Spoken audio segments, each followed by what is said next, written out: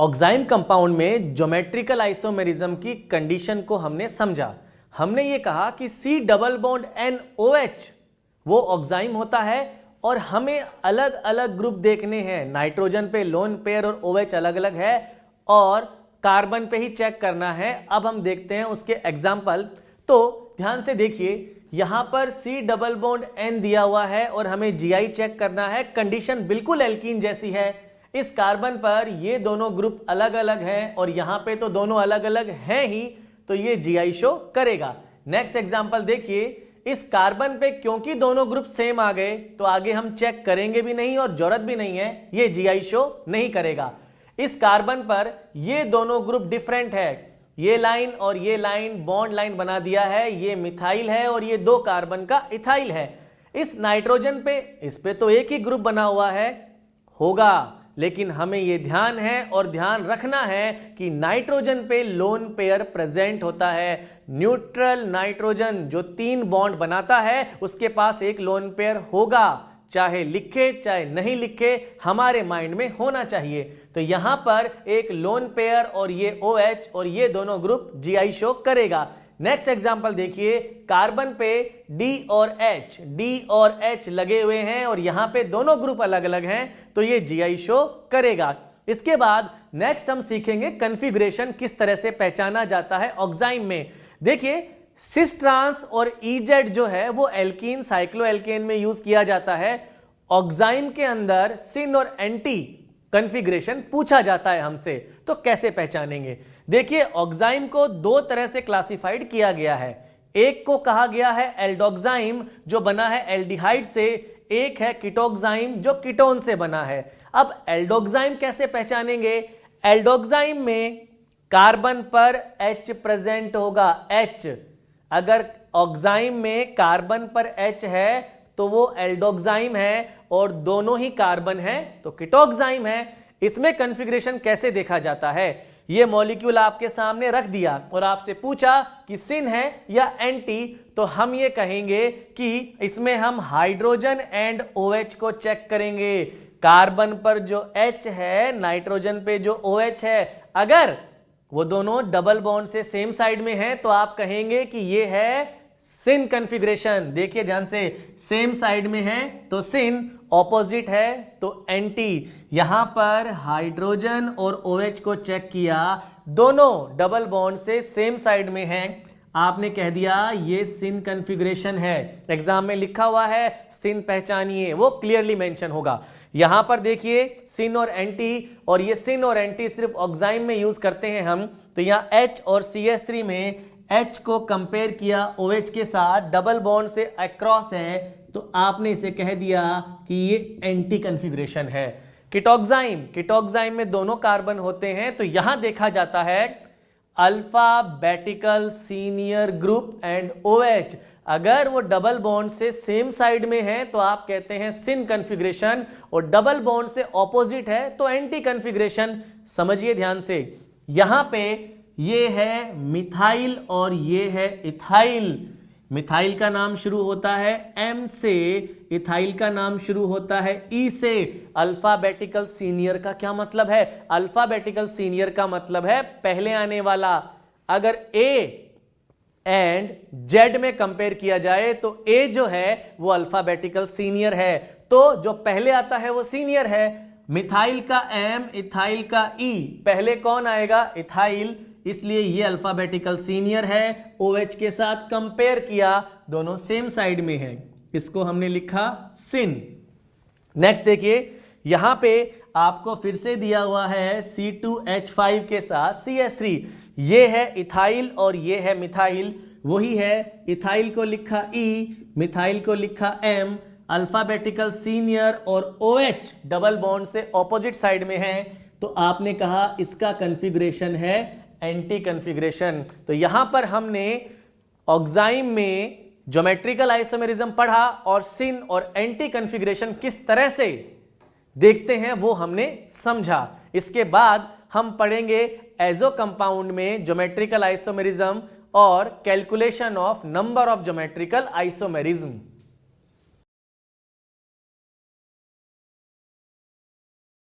अब हम पढ़ेंगे geometrical isomerism in azo compound.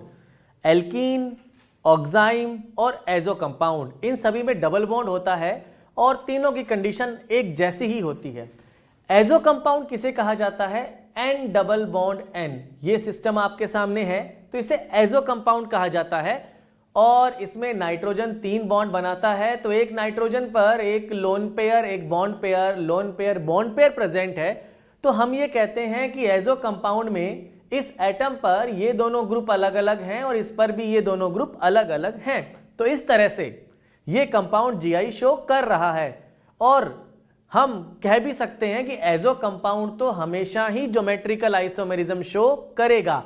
इसमें क्यों? क्योंकि नाइट्रोजन पे हमेशा ये दोनों ग्रुप अलग अलग माने जाएंगे और इस नाइट्रोजन पर भी ये दोनों ग्रुप अलग अलग माने जाएंगे और अलग अलग हैं। अब सिन और एंटी की बात करें तो यहां पर देखिए बॉन्ड पेयर अगर सेम साइड में है तो आप इसे सिन कह रहे हैं और अगर ये ऑपोजिट साइड में है तो इसे एंटी कह रहे हैं। तो एजो कंपाउंड तो हमेशा जीआई शो करेगा और सिन और एंटी डिसाइड कर लेंगे हम बॉन्ड पेयर से।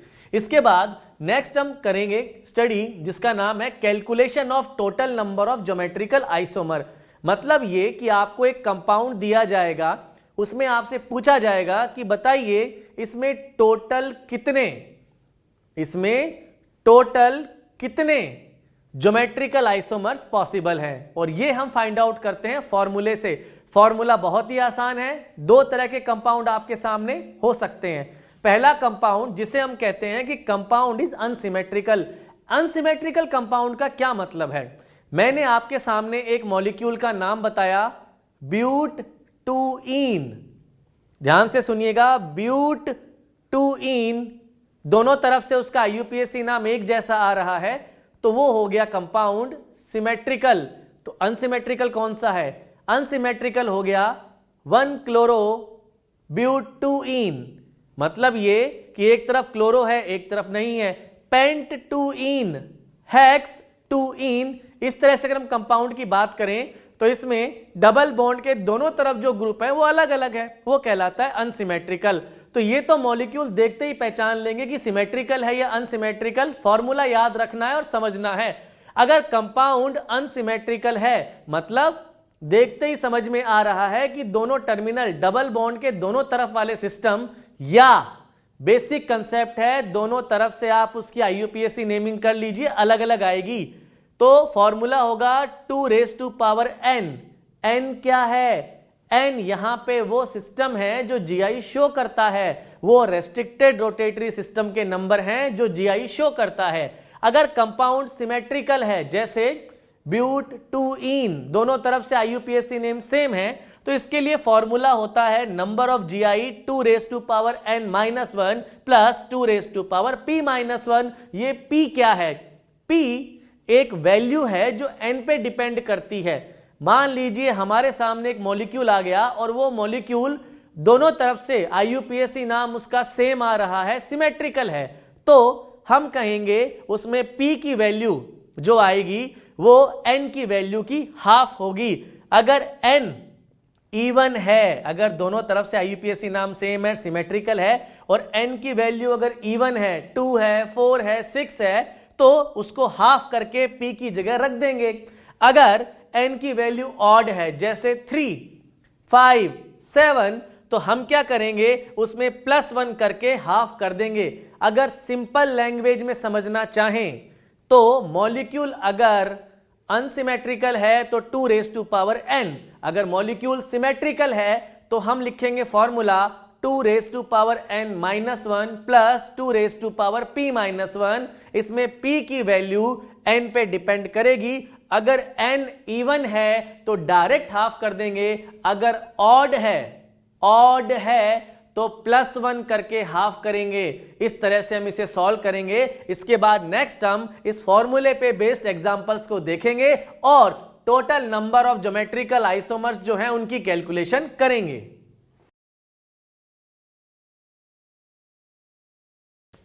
अब हम देखेंगे उन फॉर्मूलों का यूज करना जो अभी हमने सीखे हैं एग्जाम्पल के थ्रू। देखिए यहां पर आपके सामने कंपाउंड दिया गया है और आपसे पूछा गया है कि total number of geometrical isomers की कैलकुलेशन को आप कीजिए।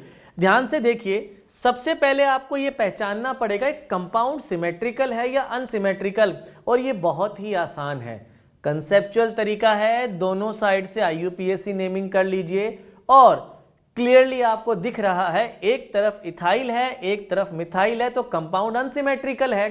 तो फॉर्मूला होगा 2n। n क्या है? n वो सभी साइड्स या सभी रेस्ट्रिक्टेड रोटेशन सिस्टम्स हैं जो GI शो कर सकते हैं। ध्यान से समझिए, यहां पर सबसे पहले इस डबल बॉन्ड को देखा, इस डबल बॉन्ड के अबाउट ये दोनों ग्रुप अलग अलग और ये अलग अलग, इसमें GI पॉसिबल है। इसी तरह इस डबल बॉन्ड को हमने देखा, इस कार्बन पर ये दोनों ग्रुप अलग अलग और ये दोनों भी अलग अलग, इसके अबाउट भी GI पॉसिबल है। तो यहां n की जो वैल्यू है वो आपको मिलेगी 2। अब क्योंकि कंपाउंड अनसिमेट्रिकल है तो इसका फॉर्मूला होता है 2n। 2n का मतलब 2 और इसका आंसर आ गया 4। नेक्स्ट एग्जांपल देखिए, ये भी देखते ही समझ में आ गया कंपाउंड अनसिमेट्रिकल है, तो फॉर्मूला होगा 2n का। अब n की वैल्यू पहचानिए, n जहां जहां GI हो सकता है वो सभी सिस्टम, यहां इस C डबल बॉन्ड C को आप ध्यान से देखिए, इस कार्बन पर एक फिनाइल है और एक H, इस कार्बन पर एक H है और एक रिंग, ये GI शो करेगा। ये साइक्लोएल्केन टाइप सिस्टम आ गया है और वो पूरा सिस्टम काउंट किया जाएगा जिसके अबाउट GI हो सकता है। यहां GI होने के लिए ये जो कार्बन है इस पर दो अलग अलग ग्रुप होने चाहिए, बिल्कुल प्रेजेंट है, और इस पर भी प्रेजेंट है, तो ये पूरा मिलकर एक GI वाला सिस्टम शो कर रहा है।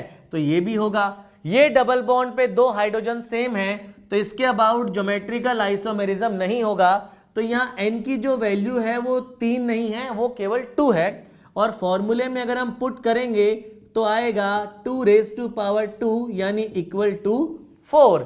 नेक्स्ट देखिए, यहां पर जो कंपाउंड दिया है उसमें दोनों तरफ से आप देखेंगे तो क्लियरली दिख रहा है कि दोनों तरफ से IUPAC नेम सेम है और कंपाउंड सिमेट्रिकल है। सिमेट्रिकल के अंदर फॉर्मूला होता है 2n-1 प्लस 2p-1। सबसे पहले n की वैल्यू देखेंगे, इस डबल बॉन्ड के अबाउट जब हम GI चेक करेंगे तो इस कार्बन पर CH3 और H अलग अलग और ये भी अलग अलग है, ये GI शो करेगा। यहां पर भी ये जो सिस्टम है इसके अबाउट भी GI पॉसिबल होगा। तो यहां n की वैल्यू आपको 2 मिल गई, लेकिन क्योंकि कंपाउंड जो है वो सिमेट्रिकल है तो p की वैल्यू भी पता करनी पड़ेगी। p की वैल्यू जो होती है वो n की वैल्यू का हाफ करना होता है। इवन है तो यहां पर हम n की वैल्यू का हाफ करेंगे, 2/2, p की वैल्यू आ गई 1। अब पुट करेंगे फॉर्मूले में, फॉर्मूला है 2n-1 और 2p-1। सॉल्व करेंगे अगर तो 2 और 2 पूरा सॉल्व किया, इसको लिखेंगे 2 और इसको लिखेंगे 1, आगे गए तो आंसर मिला 3। नेक्स्ट एग्जांपल देखिए, देखते समझ में आ गया कंपाउंड जो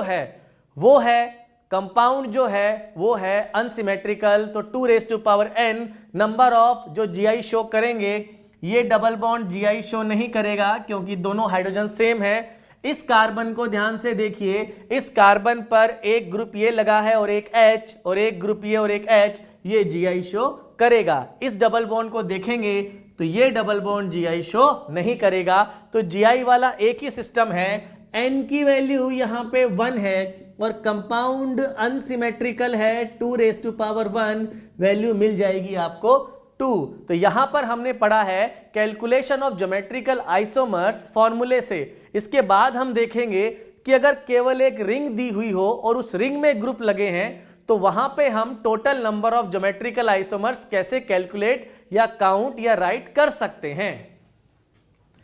अगर हमें केवल रिंग दी हुई हो, मतलब इसके साथ ओपन चेन सिस्टम नहीं दिया हुआ जैसे पहले देखा था, तो वहां पर हम अगर केवल रिंग ही गिवन है तो वहां हम फॉर्मूला अप्लाई नहीं करेंगे, वहां उसके हमें स्ट्रक्चर ड्रॉ करके सॉल्व करना पड़ेगा अलग अलग कॉन्फ़िगरेशन से। देखिए, ये एक 3 मेंबर की रिंग है और इस 3 मेंबर की रिंग में इस तरह से ग्रुप लगे हैं और नंबर ऑफ GI आपसे पूछे गए हैं। तो यहां पे जब नंबर ऑफ GI पूछे जाएंगे तो हम इसके अलग अलग पॉसिबल कॉन्फ़िगरेशन ड्रॉ करेंगे। देखिए ध्यान से कौन कौन से पॉसिबल हैं। ये हमने यहां पे इसका कॉन्फ़िगरेशन बनाया इस तरह से, जिसमें हमने तीनों के तीनों Cl इस तरह से एक ही तरफ लिख दिए। H हमने नीचे की तरफ नहीं बनाया है, जरूरत नहीं है।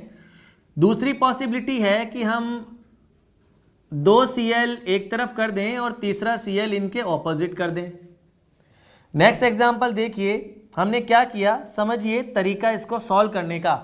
ये तीनों ग्रुप जो आपको दिए हैं, इन तीनों में पहला केस ये है जिसमें तीनों Cl एक ही तरफ हैं। चाहे तीनों Cl को अप बनाइए चाहे डाउन, तीनों एक ही तरफ बन गए। दूसरे केस में इन दोनों Cl को आप लिखा, इसको डाउन। तीसरे केस में हम इन दोनों Cl को अप कर रहे हैं और ये डाउन। और नेक्स्ट केस के अंदर हम इन दोनों Cl को अप कर रहे हैं और इसको कर रहे हैं डाउन।